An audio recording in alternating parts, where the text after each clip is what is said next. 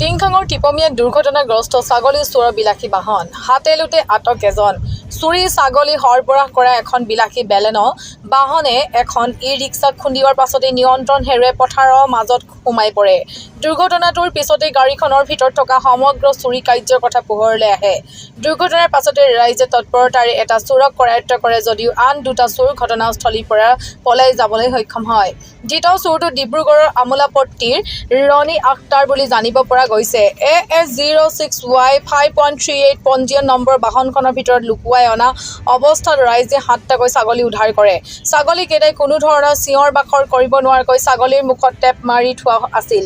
ঘটনাস্থলীত উপস্থিত বৰবাম আৰক্ষী চকীৰ আৰক্ষী। নামটো কি? ৰনি কি লিখ? ৰনি আখতাৰ। লগকেইটাৰ নাম কি? ৰাহুলৰ কি?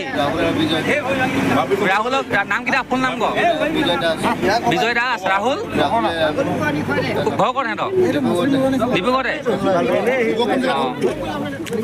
ছাগলী কিমান দিনৰ চুৰ কৰি আছ? সিহঁতি কৰি থাকে। ড্ৰাইভাৰ লৈছিলে।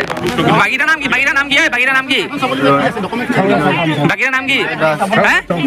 আৰু ৰাহুল আছিলে। ক সেইকেইটা? ডিব্ৰুগড় ক?